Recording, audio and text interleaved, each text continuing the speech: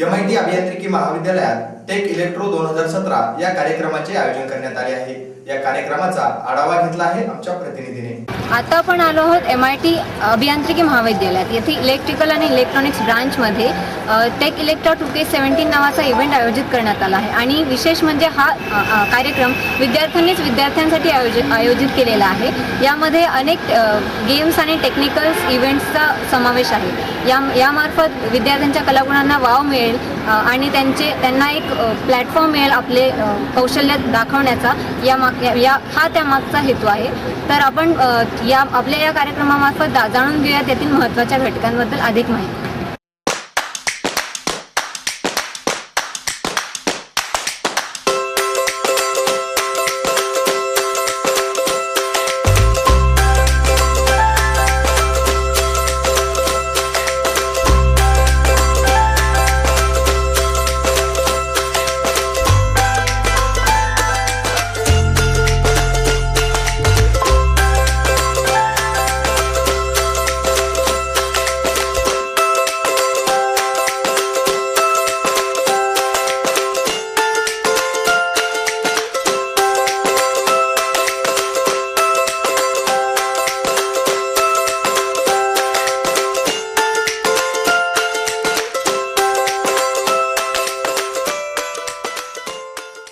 बनाया है ये चीपर कॉस्ट में हमने एक नवा कंसेप्ट यूज़ किया है।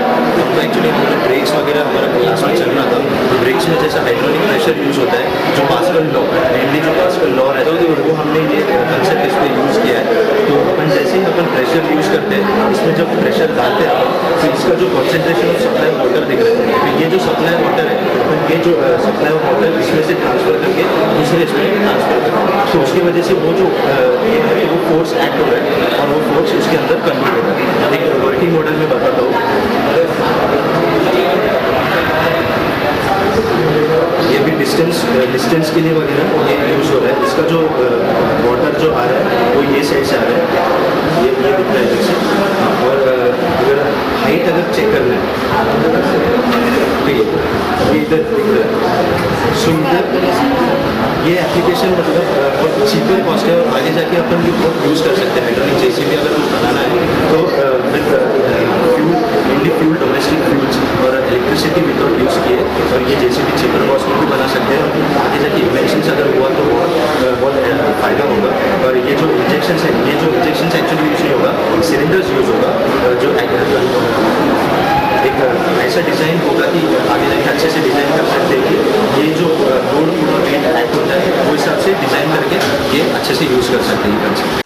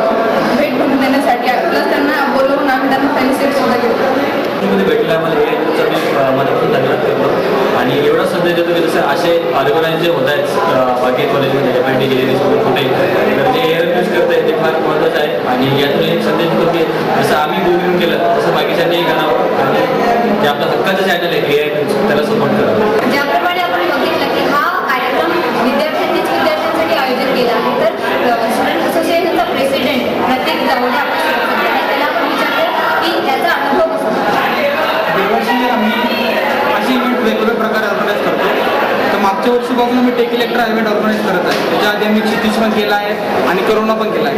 बट ह्यावर्षी आमचा जो रिस्पॉन्स आहे, ह्यावर्षीचा आमचा जो इव्हेंट आहे तो एक स्टेट लेवल आहे. बट ह्यावर्षीचा रिस्पॉन्स होऊन मला असं वाटतं की पुढच्या वर्षी निश्चितच आम्ही हा इव्हेंट नॅशनल लेवलपर्यंत करू. आणि निश्चितच की औरंगाबादचे जेवढे पण इंडस्ट्रियलिस्ट आहे, मीडिया पार्टनर्स आहे वेगवेगळे, त्यांनी अशा इव्हेंटमध्ये पैसा गुंतवायला काही हरकत नाही. कारण की निश्चितच त्याला आवडेल भेटत आहे. आणि त्याशिवाय न्यूज ज्यांनी आम्हाला स्पॉन्सरशिप दिली.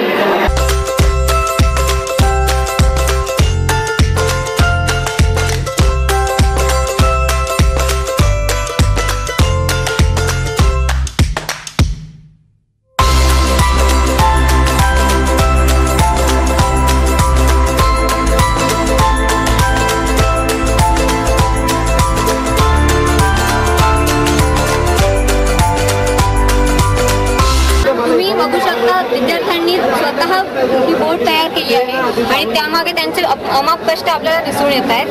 अतिशय उत्कृष्ट असं त्यांनी इथे अरेंजमेंट पण केली आहे.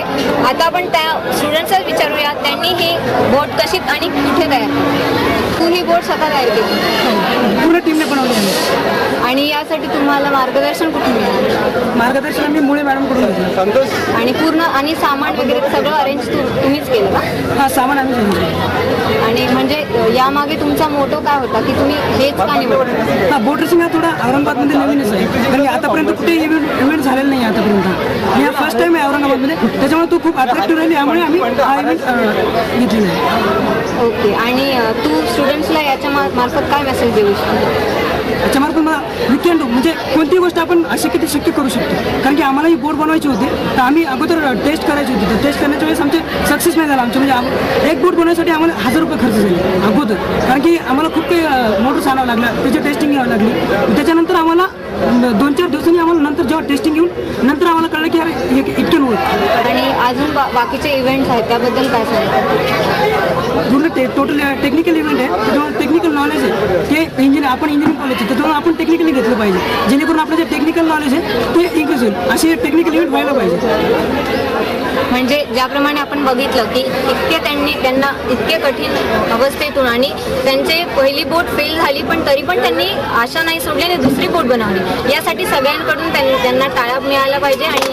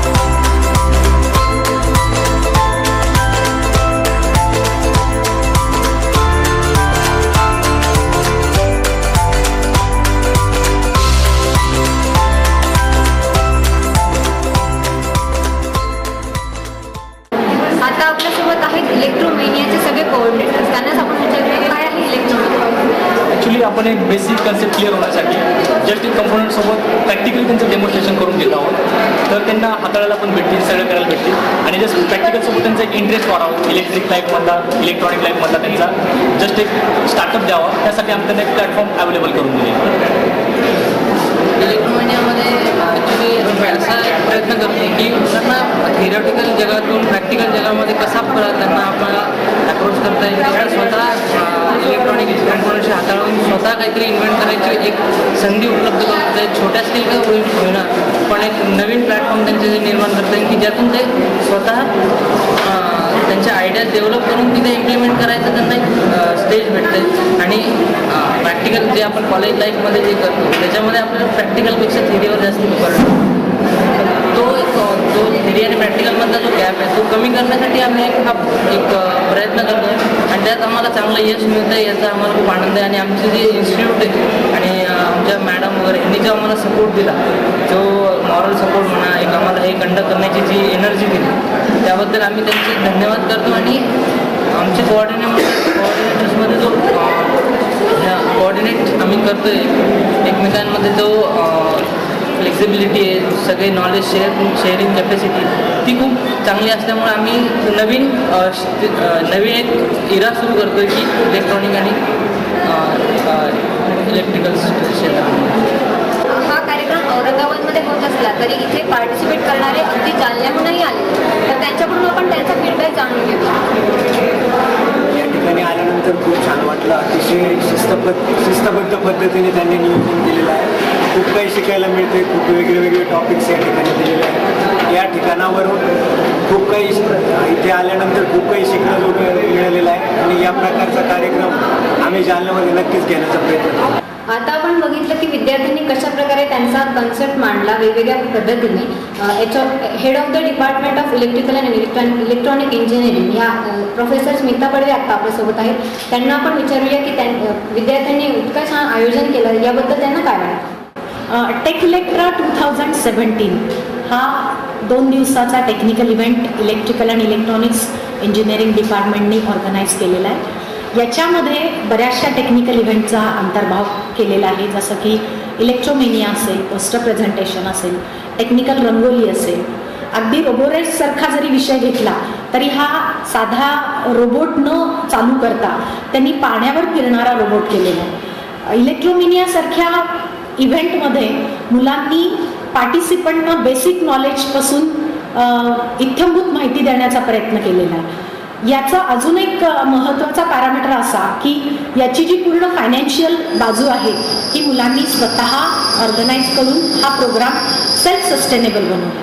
तर अशा प्रकारे टेक इलेक्ट्रा 2K17 हा इव्हेंट आपण बघितला. सिनियर्स ज्युनियर्स अशा सगळ्याच इंजिनिअरिंग स्टुडंटनी जमा होऊन हा कार्यक्रम आयोजित केला.